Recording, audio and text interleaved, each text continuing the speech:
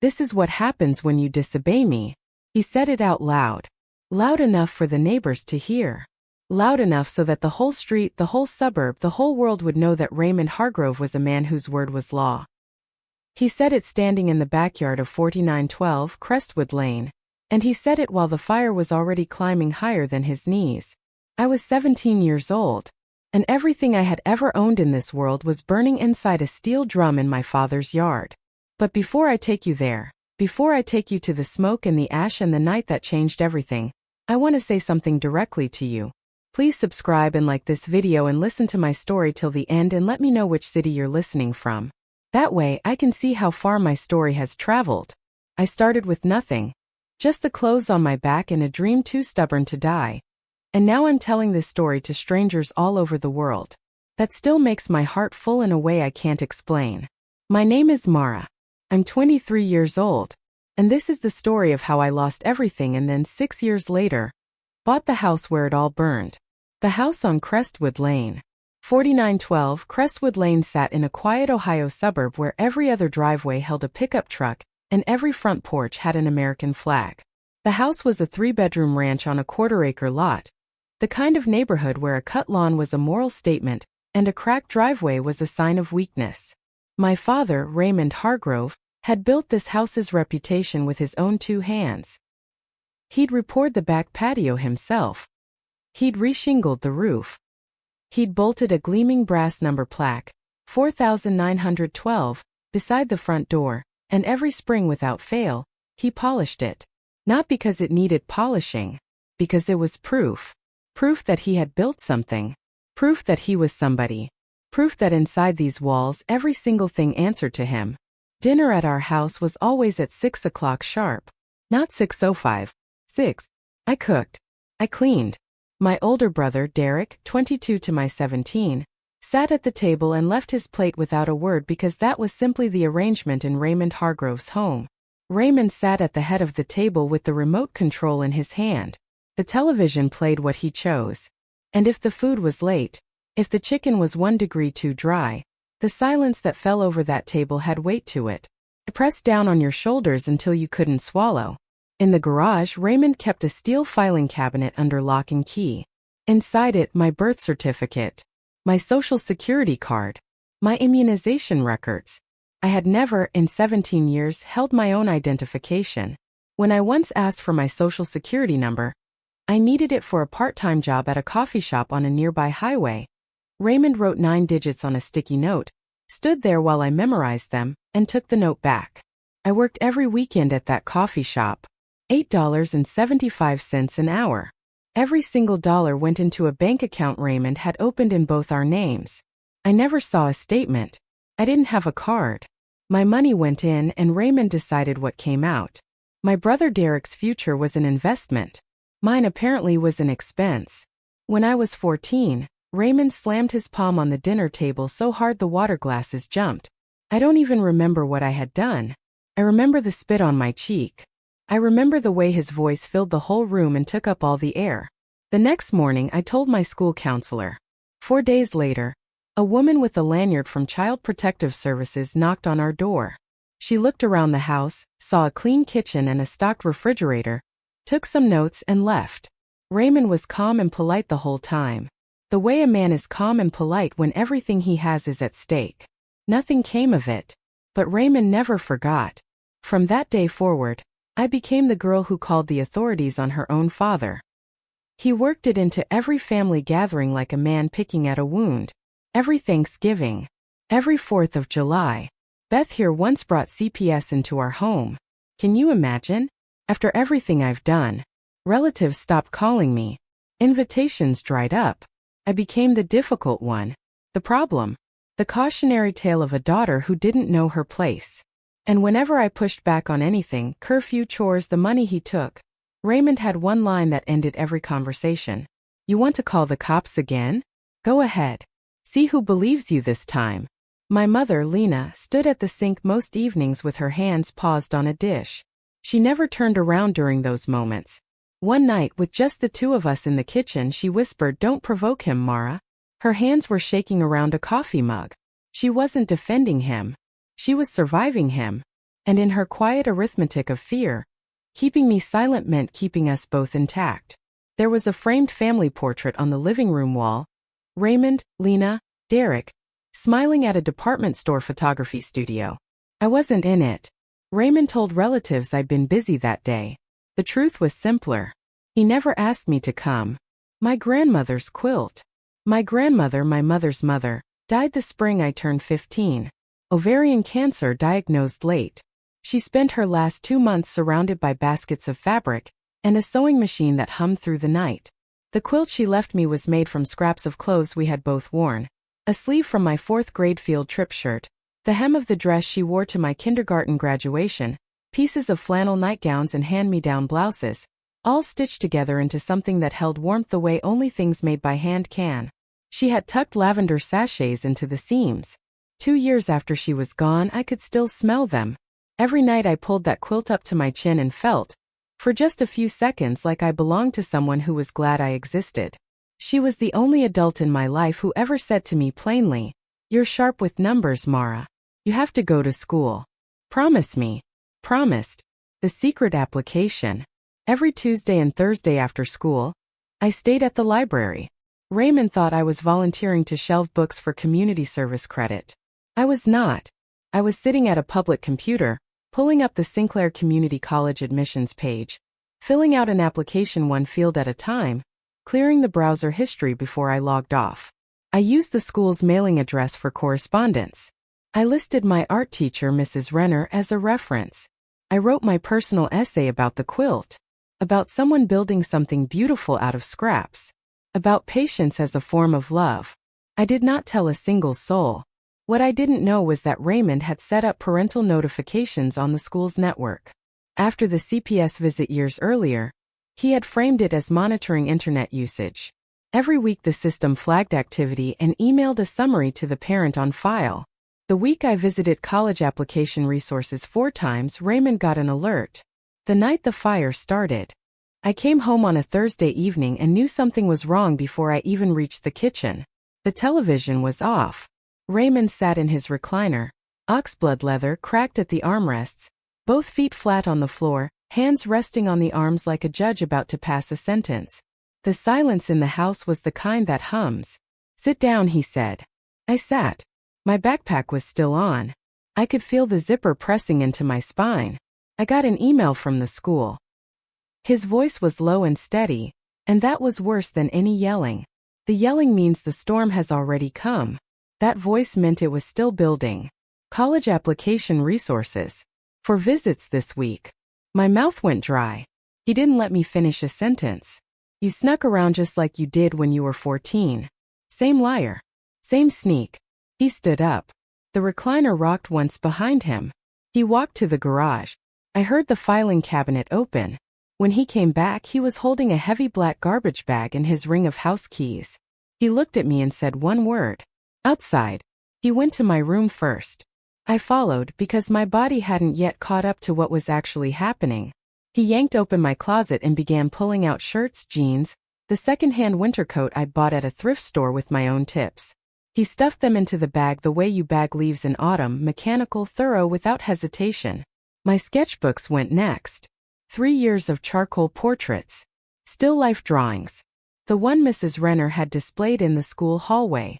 He bent them in half to fit. Then the books. Then anything that was mine. My brother Derek stood in the hallway with his arms crossed, leaning against the door frame, watching the way people watch a car accident. Fascinated, removed. He didn't say a word. He didn't reach out a hand. He looked at his phone. My mother appeared behind him. Her face had gone white. "Raymond, please," she started. "Shut your mouth or yours is next." She pressed herself against the hallway wall and stayed there, one hand over her lips. Then Raymond pulled the quilt off my bed. Something electric shot through my chest. "Not that." My voice broke for the first and last time that night. "Please. That's from Grandma." He held the quilt balled up in both hands and looked at me the way a man looks at something he's about to use to prove a point. "Your grandmother spoiled you," he said. "Look where that got us." He carried everything downstairs, through the kitchen, out the back door. And when I saw the burn barrel already standing in the center of the yard, The old steel drum he used for brush clearing in spring, positioned and waiting. I understood. He had planned this. Raymond appended the bag into the barrel. My clothes, my books, my sketchbooks, they fell in like they were nothing. He reached for the plastic bottle of lighter fluid on the patio table. He'd set that out, too, and drenched everything. The chemical smell cut through the October air. Then he pulled a long-reach lighter from his shirt pocket, clicked it once, and held the flame to the edge of a cotton shirt. The fire caught fast. I stood 6 feet away and watched 17 years of my belongings curl and blacken inside a steel drum in my father's yard. Pages of sketches folding into ash. Fabric shriveling and splitting. The lighter fluid made the flames jump high enough that I felt heat on my forearms. Then he dropped the quilt in. My grandmother's careful stitching. The lavender sachets. The soft flannel from the nightgowns I wore at 7 and 10 and 12. It caught at one corner and spread inward. The colors tightened. Then disappeared. The whole thing was gone in under 4 minutes. Raymond held the garden hose in his other hand. Not to save my things. To protect his lawn in case the sparks drifted. Next door I saw a neighbor, Mrs. Calloway, standing on her back porch, both hands pressed to her mouth, watching through the chain-link fence. She didn't look away. Raymond turned to me and raised his voice. Not for my benefit, but for the neighborhood. This is what happens when you disobey me. I stared at the smoke rising in a thin gray line above the rooftops. It vanished into a sky that was too blue to care. I said nothing. Not because I had nothing to say, but because I had already said my last words in that house. He thought he was teaching me a lesson. He was right. Just not the one he intended. If you've ever been told that wanting something better for yourself was a betrayal, drop a heart in the comments. I read every single one. That night, I lay on a bare mattress in a room that smelled like lighter fluid. No quilt. No coat. No sketchbooks. And just after 11 o'clock, the bedroom door opened in the dark. You won't believe what my mother pressed into my hand. You are still here. Oh, that means so much to me. Really. Take a breath with me for a second, because what I'm about to tell you, it still makes me cry when I think about it. That night after the fire, after Raymond locked the front door from the inside, a deadbolt he had installed himself, keyed from both sides, so that no one left without his permission, I lay on a bare mattress in a dark room. No quilt. No sketchbooks on the desk. No coat in the closet. Just me and the smell of smoke and the sound of my own breathing. Around 11 o'clock, the bedroom door opened. No knock. No light. My mother, Lena, slipped in and sat on the edge of the mattress. She didn't speak right away. I could hear her breathing, shallow and careful. The way you breathe when you're trying not to take up too much space in a house that punishes sound. Then she pressed a white envelope into my hand. I opened it by the glow of the streetlight through the blinds. Inside, my birth certificate, my social security card, and a fold of cash, $340 in 20s and 10s. Money she had been quietly skimming from grocery budgets for months, maybe years. Hidden in places Raymond would never look, because Raymond had never once helped with the groceries. Go, she whispered. Don't come back. I'm sorry, Mara. She squeezed my hand once. Then she stood up and walked out and closed the door without turning around. As if she turned around, she would cry. And if she cried, Raymond would hear. And if Raymond heard, that envelope would disappear into the filing cabinet forever. I waited 15 minutes. Then I pushed open my bedroom window, ground floor, thank God, swung my legs over the sill, and dropped 3 feet into the side yard. I was wearing jeans, a t-shirt, and sneakers. Nothing else. I walked to Mrs. Calloway's house. 3 minutes. The porch light was on. I knocked twice.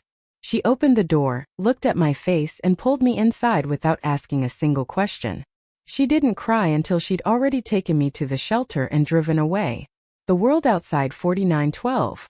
I left Crestwood Lane with $340 and a white envelope.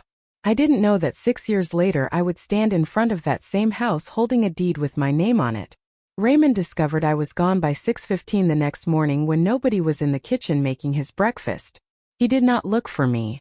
Instead, he picked up the phone and began calling family, aunts, uncles, cousins, both sides of the tree, and delivered a version of events so polished you'd think he'd been rehearsing it for days. She ran off in the middle of the night. No note. No explanation. After everything I've done, the roof, the food, the clothes. Some kids are just born ungrateful. You remember the CPS situation? Same girl. Same pattern. The story took root instantly because Raymond had spent 3 years preparing the soil. Relatives who had already filed me under difficult now upgraded me to lost cause. Nobody called me. Nobody asked my mother what had really happened. Nobody drove around looking for a 17-year-old girl who'd left home in October without a coat. Mrs. Calloway told me later that she watched from her kitchen window as Raymond cleared out my bedroom within 48 hours. She saw him carry out a bookshelf, a small desk, and a floor lamp. By the weekend, my room held a weight bench, a standing mirror, and rubber floor mats. Derek's new home gym. 17 years of my existence, painted over in a weekend. Building from zero. Mrs. Calloway drove me to the Montgomery County Youth Services shelter. A social worker there named Mr. Ferris helped me open a bank account in my own name for the very first time. I sat across from a bank teller and slid my birth certificate and social security card across the counter. The same documents my mother had pressed into my hand in the dark, and I made my first deposit. $200. Mine. Mr. Ferris helped me enroll in GED preparation classes. He flagged me for Medicaid, which meant I could finally fill a prescription for the inhaler I'd needed since childhood. Raymond had always dismissed my asthma as a mindset problem. A mindset problem. I laugh now and I could cry at the same time because I spent years believing there was something wrong with me for needing that inhaler. And all it ever was a prescription. That was it. I got a job within the week. Cashier at a gas station convenience store. Night shift. $9.50 an hour. I stood behind a bulletproof partition and scanned energy drinks and lottery tickets from 10 at night until 6 in the morning, and walked back to the shelter in the gray pre-dawn light. The first thing I bought with my first paycheck was a pair of sneakers from the clearance rack. $12. White with a blue stripe. I laced them up in the parking lot and stood on the asphalt and felt, for the first time in months, like I was standing on ground that was actually mine. Have you ever had a moment like that? Something so small, something so cheap, that made you feel like you were finally allowed to exist? If you have, you know exactly what I mean. Tell me about it in the comments. I passed my GED 4 months later. 92nd percentile in mathematics. My grandmother would have been so proud. Meanwhile, back on Crestwood Lane. At 18, I enrolled at Sinclair Community College, the same school I'd been secretly applying to when Raymond found me out. The irony sat in my chest like a stone. Financial aid covered most of the tuition. My gas station wages covered the rest, barely. I moved out of the shelter and into a shared apartment, splitting a 1-bedroom 3 ways with other students, taking turns sleeping because one of us always had a night class. I chose business administration because my grandmother told me I was sharp with numbers, and because I understood, in a way I couldn't yet put into words, that money was the architecture underneath everything Raymond had built and everything he had used against me. If I was going to stop being controlled, I needed to understand how control was constructed. A cousin I hadn't spoken to in nearly 2 years eventually sent me a Facebook message. Your dad took out a loan on the house. Something about Derek's shop. I looked it up. Public records. County Recorder's Office. Raymond had taken out a home equity line of credit. $85,000. Secured against 4912 Crestwood Lane. The funds went to a new business entity registered that same month. Hargrove and Son Auto Repair LLC. And son. Not in daughter. Not in family. And son. $85,000 for Derek's dream. $340 for mine. $85,000 for the son who sat and watched. $340 scraped together in secret for the daughter who cooked every meal. If that hits somewhere deep, you know what to do. Share this story. I almost quit at 20. I was working 2 jobs and carrying 15 credit hours, eating ramen by lamplight. And then I saw what Raymond posted on Facebook about me. The night I sat on that bus, forehead on the cold window, crying into my uniform collar. I need you to stay with me for this part. Because this is the part nobody talks about. This is the part after the escape, the long, grinding, invisible middle, where you wonder if any of it was worth it. The year I turned 20, I almost quit. I was working 2 jobs, the overnight convenience store shift and weekend housekeeping at a motel off the highway, while carrying 15 credit hours at Sinclair. My alarm went off at 5:30 every morning, And most nights I didn't get to sleep until 1. I ate ramen and peanut butter sandwiches and free continental breakfast leftovers that the hotel let staff take home in styrofoam containers. I nearly failed accounting 201. Not because I didn't understand debits and credits, but because one afternoon during the midterm I fell asleep. Pen in hand, face on the desk, I just went. I woke up with 20 minutes left and a test half blank. And then came a screenshot from a cousin. Something Raymond had posted publicly on Facebook. Sad to say, my daughter chose the streets over family. I tried my best. Some people just don't want to be helped. Pray for her. Below it, 11 comments. Relatives expressing sympathy for Raymond. One aunt wrote, "You did everything you could. She'll learn the hard way. Nobody asked me. Nobody checked." That night, after my housekeeping shift, I sat on the bus at 11 o'clock with my forehead against the cold glass, and I cried for the first time since the fire. Not loud, not dramatic. Just tears running into the collar of a uniform polo that smelled like bleach in someone else's hotel room. For about 10 minutes I wondered whether Raymond was right. Whether I was wasting my time. Whether the whole world was just a series of rooms controlled by men like him, and I would never find one that was mine. And then I remembered my grandmother's hands. The quilt. 3 winters of stitching. You're sharp with numbers, Mara. You have to go to school. I wiped my face with my sleeve. I got off at my stop. I walked home. And the next morning I retook the exam and passed. Learning to read the language of property. I finished my associate's degree the semester I turned 21. Not with honors, not with fanfare. Just a diploma in a cardboard folder and the quiet knowledge that nobody had handed me a single credit. The degree led to a job at a title company. Entry level, $15 an hour. My job was to organize closing documents, verify property records, and process title searches. The unglamorous paperwork behind every real estate transaction in the county. Stacks of deeds, lien releases, mortgage assignments, and foreclosure filings passed through my hands every single day. I learned to read them the way a mechanic reads engine codes. Quickly. Precisely. Looking for the thing that doesn't belong. A real estate broker named Linda worked out of the suite next door. She was in her mid-40s, silver-streaked hair pinned in a low twist, reading glasses on a chain that she swung like a lasso when she was thinking. She started noticing me because I was always the last one in the building. One evening she leaned through the doorway and said, "You're still here." "I like reading the filings," I said. Which was true. She looked at me over her glasses. "You're smarter than half the agents I've ever hired. Why aren't you licensed?" "Working on it," I said. Which wasn't true yet, but became true the moment she said it. Linda began mentoring me. Over coffee, over lunch, over stacks of market analyses. She taught me how to read a neighborhood, how to calculate equity, how to spot a distressed property before it hit the courthouse steps. In real estate, she told me once, paper is power. Whoever holds the deed holds the truth. I wrote that on a sticky note and put it on my desk. Stayed there for 2 years. I passed the Ohio real estate licensing exam on my first attempt, 3 weeks after my 22nd birthday. Linda hired me as a junior agent that same afternoon. The property that stopped my hand on the mouse. Meanwhile, 600 miles of hard work separated me from 4912 Crestwood Lane. But public records don't care about distance. Through my title company access, I watched Hargrove and Son Auto start bleeding money. Derek had hired too many people, spent too much on a renovation nobody asked for, and was pulling from the business account for personal expenses. A lease on a Dodge Charger, weekend trips. The shop had been open less than 2 years and was already operating at a loss. Raymond, rather than confronting his golden child, doubled down. He took out a cash-out refinance on the house, rolling the original mortgage and the equity line into a single new loan that pushed his total debt past what the property was actually worth. On paper, he was underwater. In his mind, he was saving the family legacy. One evening driving home from a showing, I passed the commercial strip where the shop was.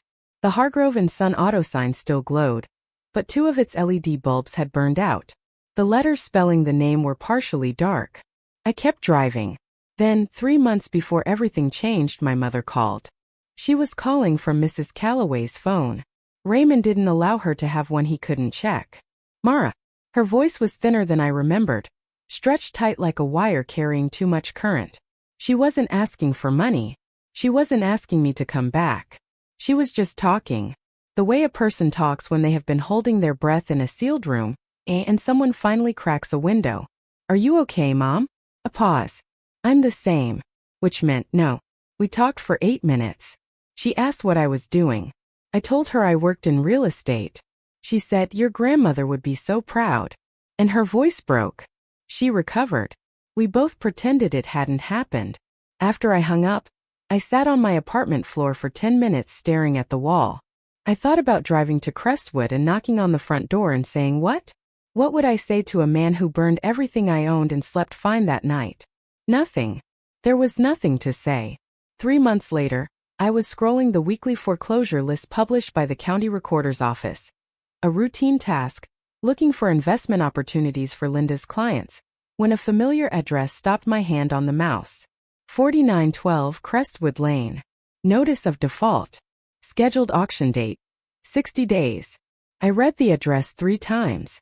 Then a 4th. Then I pushed back from my desk and stared at the ceiling and breathed through my mouth like a swimmer who has been underwater too long. Raymond Hargrove, the man who had polished those brass numbers every spring, who had poured that patio, who had told me at least 100 times that his house meant his rules, had borrowed against his home until the bank decided it wasn't his anymore. My father burned my things to show me who had the power.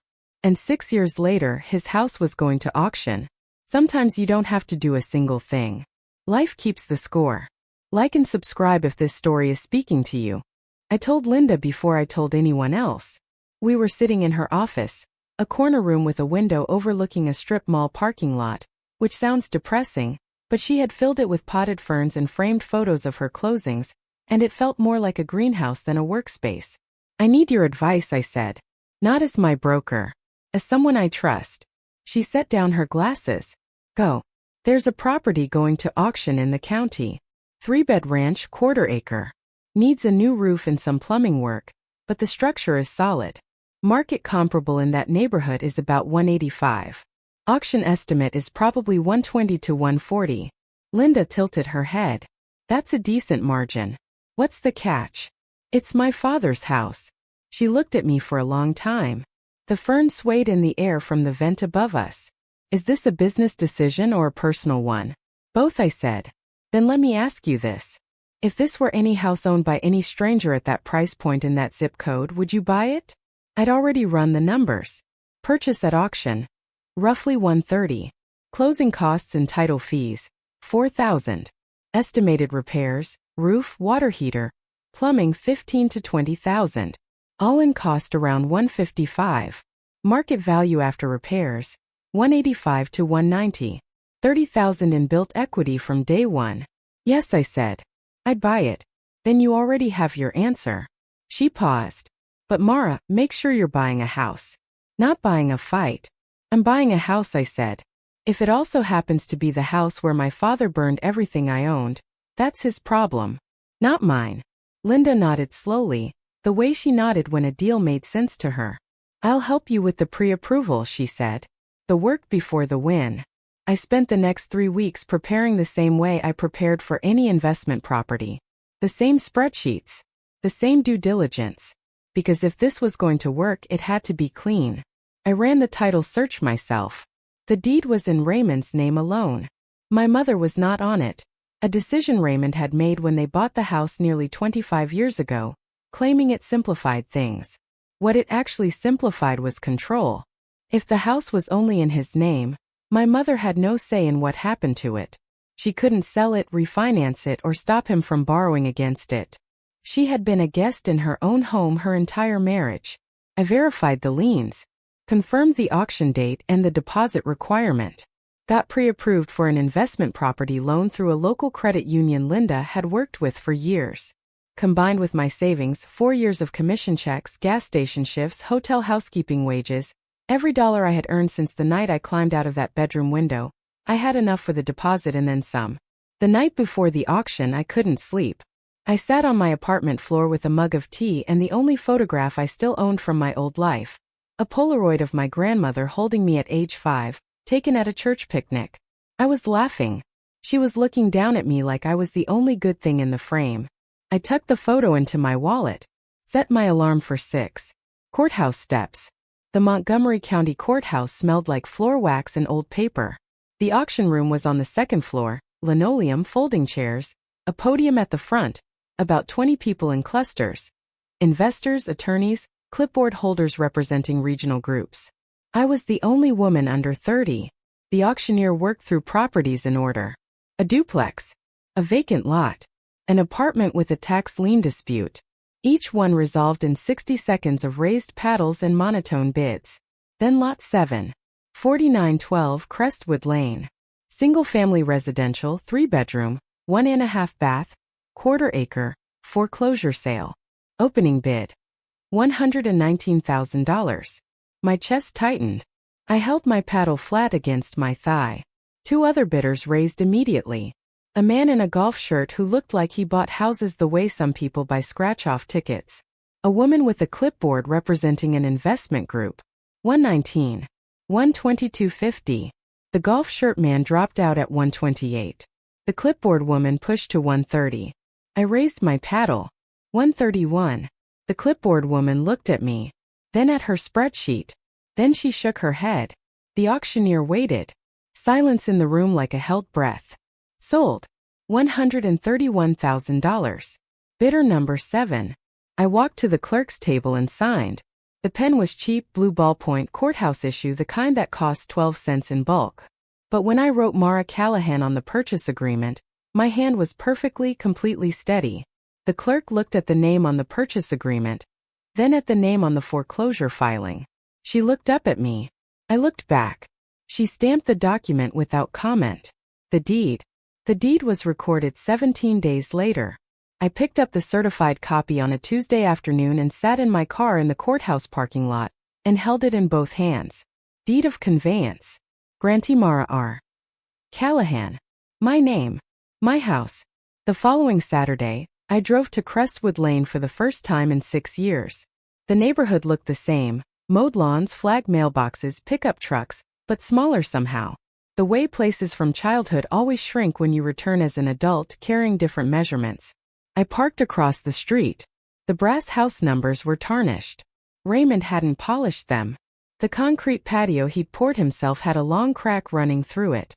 The lawn was immaculate, of course. Raymond would let the roof rot before he'd let the grass grow past 2 inches. He was outside, in fact, pushing a mower in straight lines, wearing the same flannel shirt he'd worn the day he burned my things. He didn't see me. I got out of my car. I stood on the sidewalk in front of the house, and I asked a woman walking her dog to take my photograph. She smiled and obliged. In the photo, I'm standing in front of the brass number 4912, visible over my left shoulder. My expression is calm. Not smiling. Not angry. Just present. I printed the photo at a drugstore. On the back I wrote in neat block letters, new owner. Deed recorded. County Recorder's Office. M. Callahan. I slid it into a white envelope. No name on the outside, just like the one my mother had given me 6 years ago. I drove to Crestwood one more time, opened the mailbox, placed the envelope inside, raised the red flag and drove away. 1 ring. I waited 1 full day. I wanted him to find it first. To hold the photograph. To read the back. To feel the ground shift before he ever heard my voice. Sunday afternoon, 4:17. I was sitting at my kitchen table, hands folded, phone in front of me. I picked it up and dialed the number I had never deleted. It rang once. Mara. His voice was different. Older. Rougher. Like sandpaper that has been used too many times. But there was something else in it. Something I hadn't expected. He sounded like a man who had been waiting by the phone but would never admit it. A man who had kept his daughter's number saved for 6 years without calling, because calling would mean the silence was his fault. Check your mailbox, I said. Then I hung up. My heart was pounding. Not from anger. Not from triumph. From the strange, vertiginous feeling of completing a circuit that had been open for 6 years. He had picked up on the first ring. He could have let it go to voicemail. He could have waited. Long enough to pretend he wasn't eager, long enough to reassemble the version of Raymond who didn't need anyone. But he hadn't. He had picked up like a man reaching for something he was afraid would disappear. Mrs. Calloway told me what happened next. She was on her porch with a glass of iced tea and a direct sightline to the mailbox, because she had earned the right to observe her neighborhood without apology. She watched Raymond walk to the curb about 20 minutes after my call. He was still holding his phone. He opened the mailbox, pulled out the white envelope, turned it over in his hands. He tore it open standing in the driveway. He looked at the photograph.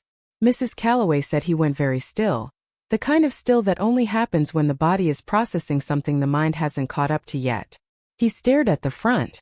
Then he flipped it over and read the back. His hand dropped to his side. The envelope fluttered to the pavement. He sat down on the front porch steps and did not move for 40 minutes. He didn't call anyone. He didn't shout.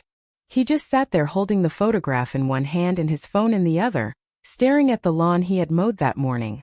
The lawn that now belonged to his 23-year-old daughter. He called me back 3 times. I didn't answer. He sat on those steps for 40 minutes holding a photograph of the daughter he tried to erase. And she had just bought the house right out from under him, legally, cleanly, through her own work.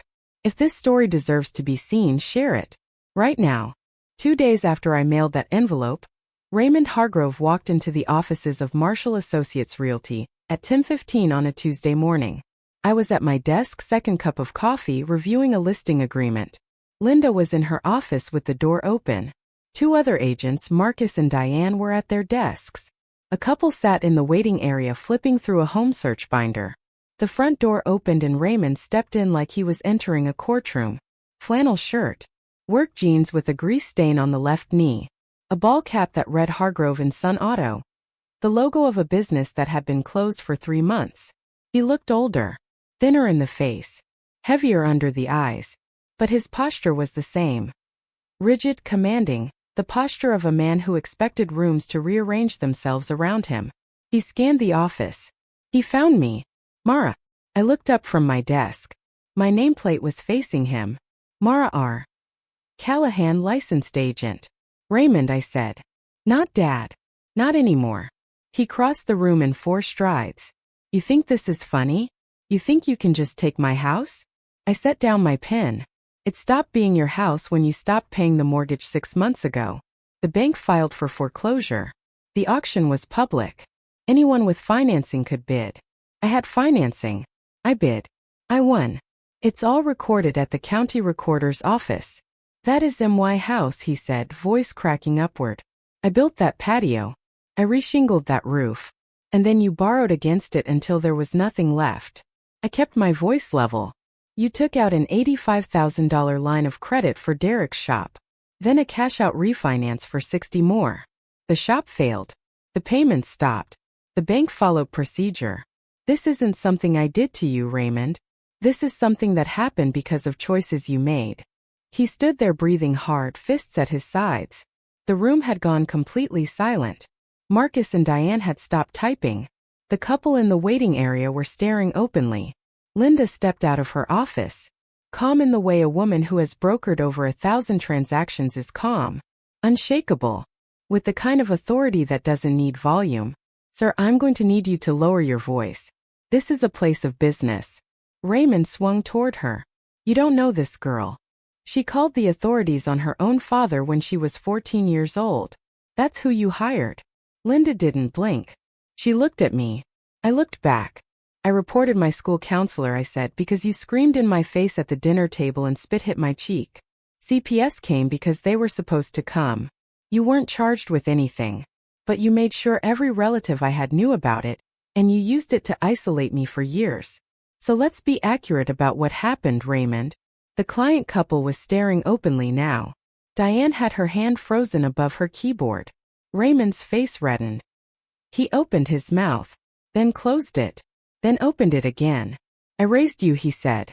His voice was quieter now. I fed you. I gave you a roof. And this is what I get. You burned everything I owned in the backyard, I said. My clothes. My books. My grandmother's quilt. You stood there with a garden hose to protect your lawn while 6 years of my life turned to ash. And then you told the whole family I was ungrateful. I paused. You don't get to destroy someone's belongings, and then complain when you lose yours through your own choices. He stood in the middle of the office, surrounded by people who now knew exactly who he was. And for the first time in his life, Raymond Hargrove had nothing to say. He walked out without closing the door. Garrett's call. Derek called me 4 days later. The first time I'd heard his voice since I was 17. He sounded like a man standing in a room where everything was on fire, and he just realized the exit was locked. Beth, he started using the old nickname, "Look, Dad needs somewhere to go. He's got 30 days, right?" "He does." "So." A pause so long I could hear him swallow. "Kelly and I are in a one-bedroom in Columbus. It's tight. I can't take him." "Derek," I said. "He mortgaged the house for your shop. $85,000. He refinanced for 60 more to keep it afloat when it started failing. You know that, right?" Silence. "He bet everything on you." "Everything."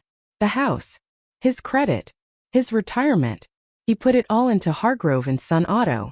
And when the shop went under, you moved to Columbus." "That's not, I didn't ask him to." "Did you pay him back?" The answer was in the silence. "Derek, I'm not the bad guy here. I didn't say you were. But I'm not the solution either. You had 22 years of his support. I had 17 years of his control. He gave you a business. He gave me a burn barrel. And now you're calling me, the one he threw out, to fix what the one he chose couldn't hold together." I hung up. What I found in the shoebox. Raymond moved out on day 27. Mrs. Calloway told me she watched from her kitchen window as he loaded a borrowed pickup truck with boxes, a duffel bag, and the oxblood recliner. The throne came with him. The kingdom didn't. I waited a week. Then I drove to 4912 Crestwood with a locksmith, a contractor named Eddie who owed Linda a favor, and a chest full of feelings I hadn't sorted yet. The house was rough. Stained carpet. Dripping faucet. A living room that smelled like old beer and newspaper. But the bones were solid. The walls were straight. The foundation hadn't cracked, even if the man who'd lived on top of it had. I walked through every room making notes for the contractor. New roof. Water heater. Update the plumbing in the hall bathroom. Repaint. Then I reached the back bedroom. My old room. The one Raymond had turned into a home gym. The weight bench was gone. The mirror was gone. But in the corner behind a sliding closet door, on a shelf Raymond apparently hadn't bothered with because he assumed it was empty, it wasn't.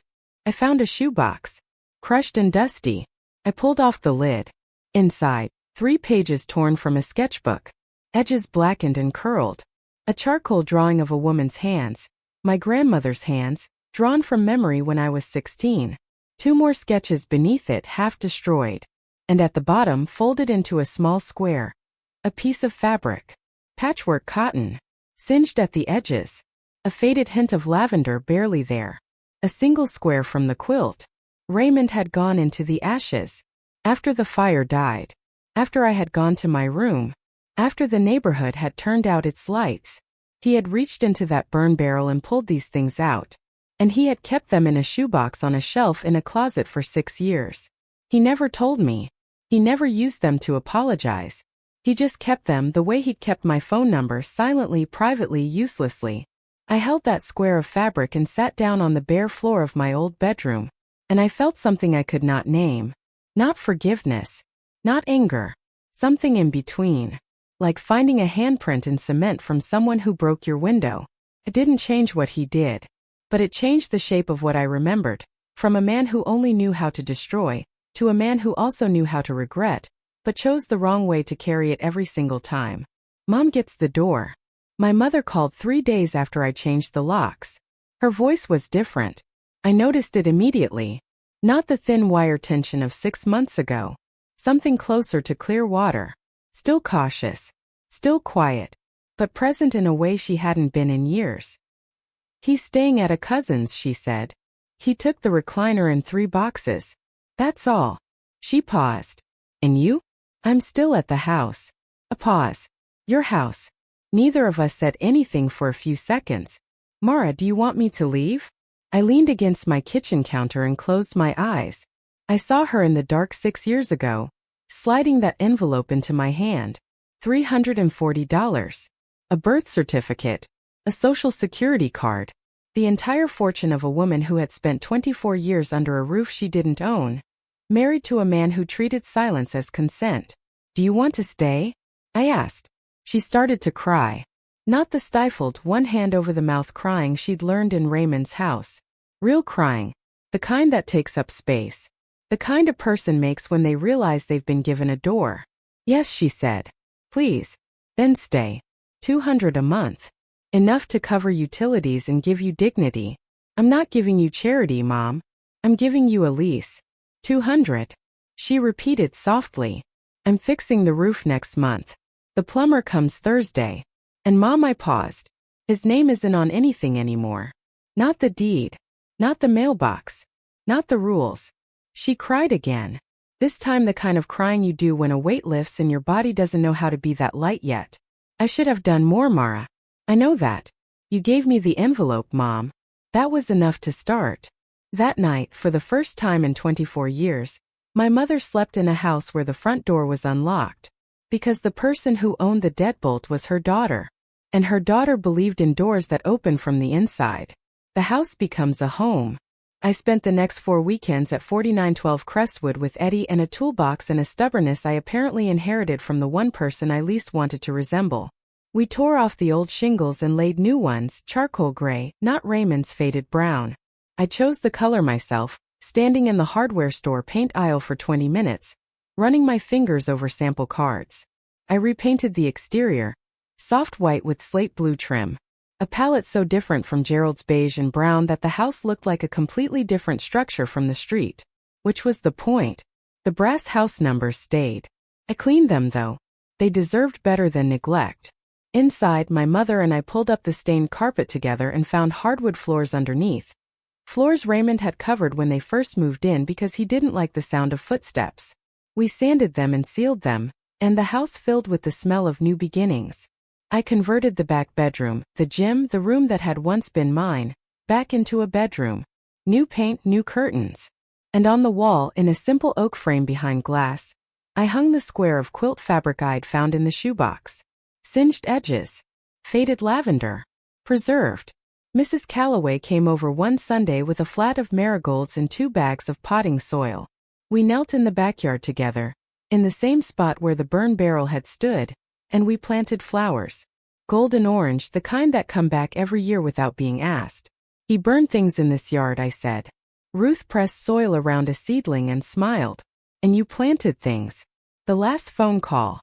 Raymond called in October. 5 months after the auction. 1 month after the marigolds bloomed. I was sitting on the front porch, my front porch, drinking coffee and watching the neighborhood settle into the kind of early evening stillness that makes Ohio suburbs look like paintings. The trees on Crestwood Drive were turning. Mrs. Calloway waved from her yard. My mother was inside watching television. Whatever she wanted, as loud as she wanted. My phone buzzed. Raymond's number. I looked at it for 3 rings. Then I answered. Mara. His voice was gravel and distance. Raymond. A pause so long I could hear a dog barking 2 streets over. You were always stubborn, he said. I was always determined, I said. You called it stubborn because it didn't serve you. Another pause. I could hear him breathing, the heavy labored breath of a man whose pride had cost him everything. How's your mother? He asked. It was the first time in any conversation with me that he had asked about her that way. Not my wife. Your mother. She's good, I said. She's at Crestwood. She's safe. He didn't respond to that. I don't know if he could. Raymond, I said, I'm not going to pretend that what you did was okay. The fire. The isolation. The way you erased me from the family. I'm not going to pretend any of that didn't happen. I paused. But I'm not going to punish you forever either. I won't make it easy. But I won't seal the door. So what is this? He asked. This is a conversation, I said. That's all it is right now. He was quiet for a long time. "'Kay," he said. And hung up. I set the phone down on the porch railing and picked up my coffee. The sky was amber and darkening. Somewhere inside, my mother laughed at something on the television. A sound I hadn't heard from her in years. Maybe ever. And the windows glowed with a warmth that had nothing to do with the thermostat. He lost this house the same way he lost me. By refusing to believe we could leave. What I know now. I'm sitting on the porch again as I tell you this. Morning this time. Early, before the neighborhood wakes up. Coffee in a mug I bought at a thrift store. The kind with a chipped handle and a faded floral print that reminds me of fabric in a quilt. The lawn is mine. The roof is mine. The brass numbers that read 4912 catch the sunrise. They're polished now because some things deserve care even when the person who installed them didn't know how to give it. I didn't buy this house for revenge. I bought it because it was a sound investment. Because I had the knowledge and the capital and the license to make the decision. And because 6 years ago, I was a 17-year-old girl standing in this yard with nothing, watching everything I had ever owned turn to smoke. And I had promised myself, silently without witnesses, that I would build something from the ashes. I just didn't know the something would be this literal. If there is a lesson, and I've turned this over more times than I can count, it isn't the one you might expect. It isn't work hard and you'll show them. It isn't that success is the best revenge. Simpler and harder than that. My grandmother stitched that quilt over 3 winters. She cut fabric, chose patterns, threaded needles, and sat in her recliner night after night making something that held warmth because she wanted me to be warm. She didn't know she was running out of time. I lost everything she made and built it back in 6 years. Both were made by hand.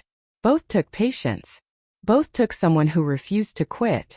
And the single square of that quilt hanging in a frame on the wall of my old bedroom, the room that is now a real bedroom again with curtains and paint and light, that square is the most valuable thing in the house. Not because of what it's worth. Because of what it survived.